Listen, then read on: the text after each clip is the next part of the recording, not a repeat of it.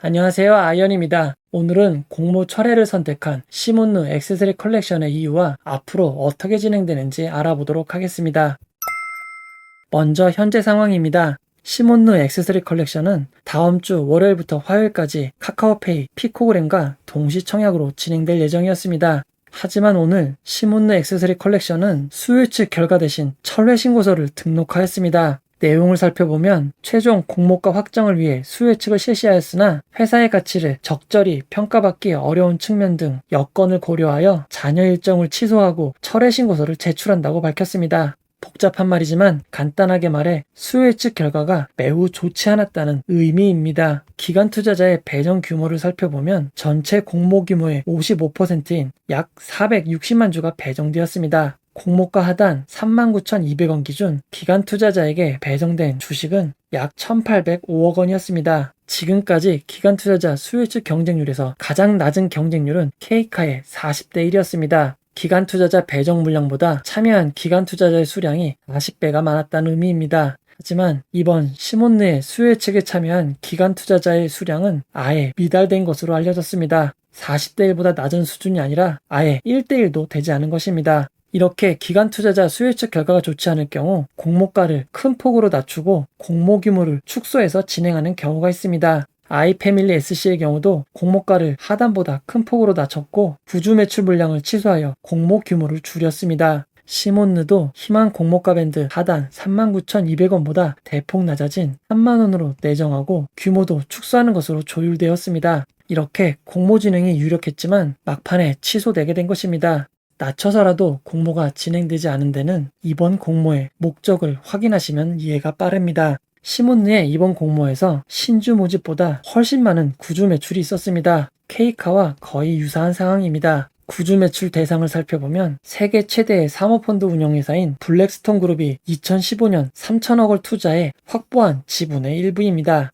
블랙스톤 그룹은 3천억 원을 투자해 시몬누의 지분 954만 주를 보유하고 있는 상황입니다. 만약 공모가 공모가 밴드 상단으로 진행이 되었다면 구주 매출로 투자금보다 조금 더 많은 3,207억을 회수할 수 있고 남은 지분 가치도 1,363억 원이 되는 상황이었습니다. 공모가 밴드 하단으로 진행이 되었다면 구주 매출로 투자금의 상당 부분을 회수할 수 있고 잔여 지분을 성공적으로 매각한다면 20% 이상의 수익률을 올릴 수 있었습니다. 이번 공모는 블랙스톤 그룹이 투자금의 대부분 혹은 이상을 구주 매출로 회수하려고 했던 상황인 것입니다. 블랙스톤 그룹이 얻을 수 있었던 건 매각 차익뿐만 아닙니다. 2015년 지분을 매입하고 지난 6년간 배당 수익으로만 1,000억 이상을 회수하였습니다. 이미 배당으로만 투자금의 3분의 1을 회수한 것입니다. 시몬누는 공모가를 3만 원으로 내정하고 규모 축소로 조율하였습니다. 만약 3만 원으로 공모가 진행되었다면 블랙스톤 그룹이 보유한 지분 가치는 2,862억으로 낮아지게 되는 상황입니다. 투자금 3천억에 미달하는 상황인 것입니다. 사실 배당받은 것을 포함하면 아직까지도 이익인 상황이지만 블랙스톤 그룹은 이를 거부하는 것으로 결정하였습니다. 그에 따라 시몬누 액세서리 컬렉션은 공모가 진행되지 못하고 철회되게 된 것입니다. 정리를 해보면 수요일측 결과가 좋지 않았습니다. 그에 따라 공모가와 공모 규모를 조정하려 하였으나 3천억을 투자했던 재무적 투자자인 블랙스톤 그룹에서 이 부분을 거부하였습니다. 그에 따라 공모는 진행되지 않고 철회가 된 상황입니다.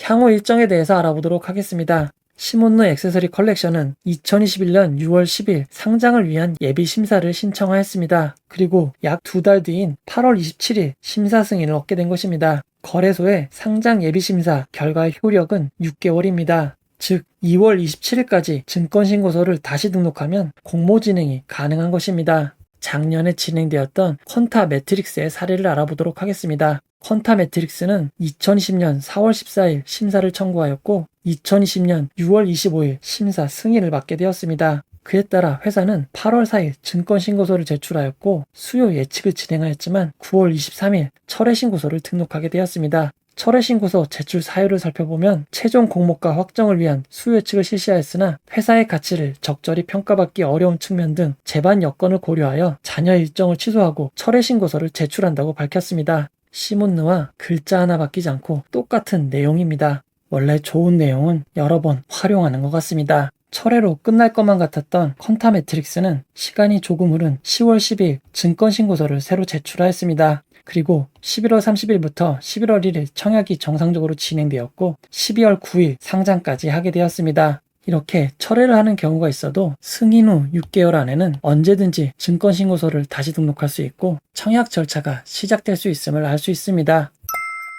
시몬느 액세서리 컬렉션 결론을 내려보도록 하겠습니다. 시몬느 액세서리 컬렉션은 공모가를 정하기 위해 수요 예측을 실시하였으나 미달이 되는 사태가 발생하였습니다. 이에 회사는 기존 업체들처럼 공모가를 더욱 낮추고 규모를 줄여서 상장을 진행하려 했으나 재무적 투자자인 블랙스톤 그룹의 반대로 무산이 된 상황입니다. 그 결과 오늘 철회 신고서를 제출하게 된 것입니다. 심사 승인 효력은 2022년 2월입니다. 그때까지 회사의 가치를 블랙스톤 그룹이 원하는 만큼 상승을 시킨 후 다시 증권신고서를 제출하여 청약을 진행할 수도 있습니다. 만약 2022년 2월 전까지 증권신고서를 다시 제출하지 않으면 상장의 첫 단계인 예비심사부터 다시 진행이 되어야 합니다. 진행할지는 2월이 되어야 알 수 있을 것 같습니다. 어찌되었건 회사 가치를 급격히 올릴 수 없으니 연내에 진행될 가능성은 매우 낮은 상황입니다. 시몬느 액세서리 컬렉션이 철회를 함에 따라 다음 주 청약은 카카오페이, 피코그램, 지니너스 세 종목으로만 진행이 됩니다.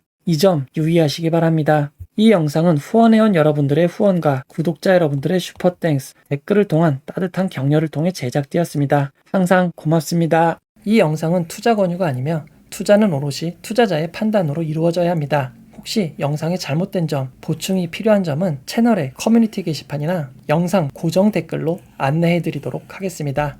이 영상을 봐주셔서 고맙습니다.